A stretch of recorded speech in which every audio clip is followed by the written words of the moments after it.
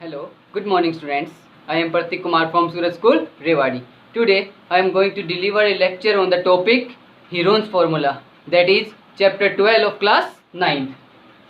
Today I am going to solve exercise 12.1. Before solving exercise 12.1 I am going to tell you about Heron's formula. You have already learned in your earlier classes how to find the area of triangle, how to find the area of parallelogram, rectangle, rhombus and their parameters. But in this video I am going to tell you about a different concept. I am going to tell you about a different concept that is known as Heron's formula. So first of all we have to know that what is Heron's formula. What is Heron's formula and where it is applicable. Yeah, we can say that where Heron's formula is applied. Actually, Heron's formula is given by an Egyptian mathematician that is named as Herones. An Egyptian mathematician.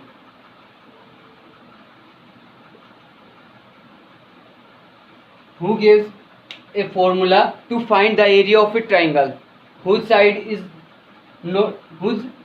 height cannot be calculated easily. देखो बेटा, Heron's एक Egyptian mathematician था, ठीक है. उसने क्या एक formula दिया to find the area of a triangle, एक ट्राइंगल का एरिया फाइंड आउट करने का, जिसकी हाइट हम क्या नहीं कर सकते, इजिली कैलकुलेट नहीं कर सकते. आप कहोगे सर कि हमें तो पहले ही पता है कि एरिया ऑफ ट्राइंगल क्या होता है. सब बोलोगे कि एरिया ऑफ ट्राइंगल होता है, area of triangle is equals to half into base into height.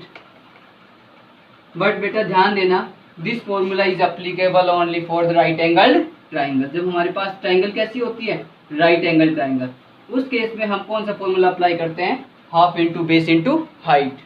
ठीक है.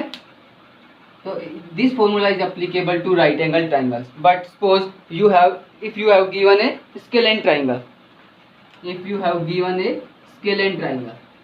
whose all sides are different. मान लो आपको एक स्केलेन ट्राइंगल गिवन है, मान लिया ABC, ठीक है. ये साइड 8 सेंटीमीटर हो गई, ये मान लो 5 सेंटीमीटर और ये 9 सेंटीमीटर.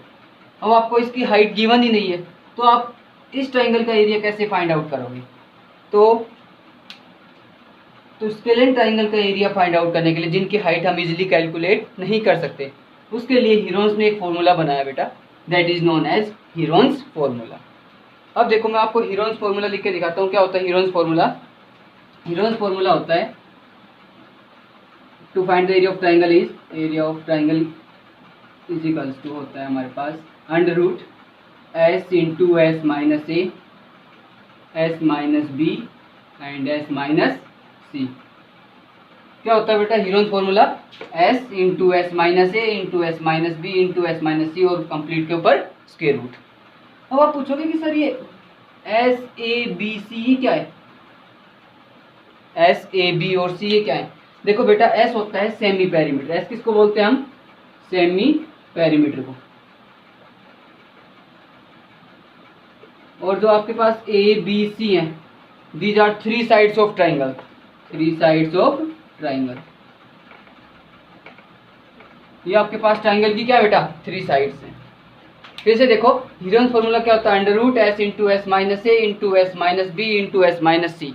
क्लियर. यहाँ पर एस के आपके पास सेमी पेरीमीटर. अब हम आपसे पूछते हैं कि ये पेरीमीटर क्या होता है बेटा. आप इजीली बता दोगे सर, तीनों साइड्स का sum. The sum of all the 3 sides of a triangle is known as its perimeter. कि भाई ट्राइंगल का की तीनों साइड्स का सम करें तो क्या आता है हमारे पास, उसका पेरीमीटर आता है. अब उस पेरीमीटर क्या कर दें हम, हाफ कर दें, तो उसको हम बोलेंगे सेमी पेरीमीटर. क्या बोलेंगे, सेमी पेरीमीटर. यहाँ पर ए बी और सी किसको डिनोट करिए, are 3 different sides of a triangle. इसको मान लो हमने ये बोल दिया, ये साइड बी हो गई, ये सी हो गई. अब देखो ये फॉर्मूला हम अप्लाई करेंगे. अब देखो इसके लिए हम एक्सरसाइज 12.1 सोल्व करते हैं. ये था आपके पास basics about the Heron's formula. Now I am going to solve exercise 12.1. Listen carefully. देखो बेटा, अब क्वेश्चन नंबर फर्स्ट में आपको एक इक्विलेटरल ट्राइंगल गिवन है A B C whose side is a. एक ट्राइंगल गिवन है ए बी सी जिसकी साइड क्या है, ए. अब हमें पता है इक्विलेटरल ट्राइंगल क्या होती है, a triangle whose all sides are equal. जिसकी सारी साइड्स क्या होती है बेटा, इक्वल होती हैं. तो ये साइड ए है तो ये साइड पीसी भी क्या होगी ए, और ये साइड भी क्या होगी ए। क्लियर। अब हमें इसका एरिया फाइंड आउट करना है। बट आप कहोगे सर हमें तो पता है कि इक्विलेटरल ट्राइंगल का एरिया क्या होता है, √3/4 होता है। आपकी बात बिल्कुल सही है भाई। क्या होता है इक्विलेटरल ट्राइंगल का एरिया, क्या होता है √3/4 यही होता है बेटा। लेकिन हमें हीरोन्स फॉर्मूला का यूज करके इस ट्राइंगल का एरिया फाइंड आउट करना है। देखो कैसे करेंगे। अभी हम हीरोन्स फॉर्मूला अप्लाई करेंगे। यहाँ पर देखो हीरोन्स फॉर्मूला के लिए सबसे पहले आपके पास तीनों साइड्स अवेलेबल होनी चाहिए। तो फर्स्ट साइड ए को क्या गिवन है ए, बी वो भी किसके इक्वल है ए के इक्वल, और जो थर्ड साइड है सी वो भी किसके इक्वल है ए। अब हम क्या करते हैं यहाँ से सेमी पेरीमीटर फाइंड आउट करते हैं। एस एस क्या होता है तीनों साइड्स का sum, the sum of all the three sides divided by 2। तीनों साइड का सम करेंगे और उसको किससे डिवाइड करेंगे 2 से, a डिवाइडेड बाई 2। तो कितना हो गया बेटा 3a, उसको हम 2 से डिवाइड करेंगे। तो ये आ गया आपके पास सेमी पेरीमीटर। कितना आ गया 3a/2। This is the semi perimeter. अब area of triangle ABC find out करना है।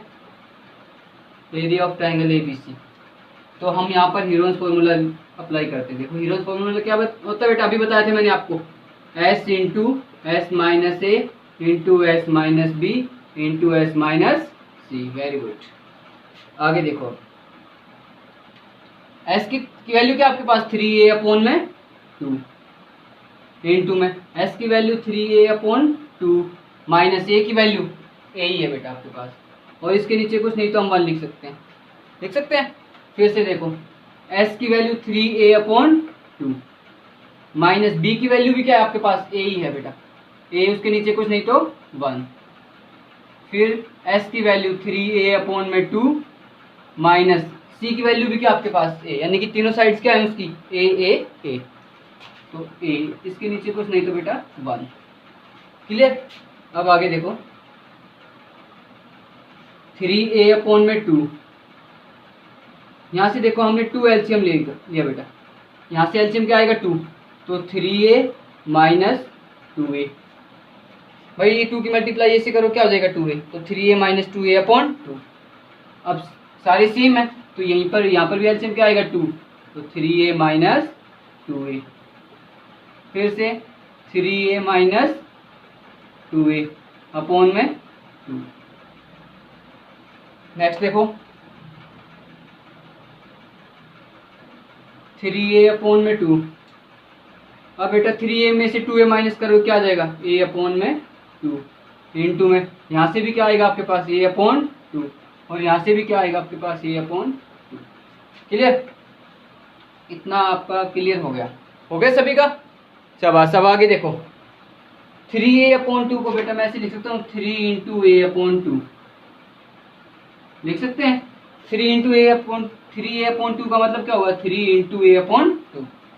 फिर आगे a/2, फिर a/2, फिर a/2, और उस कंप्लीट के ऊपर स्क्वायर रूट।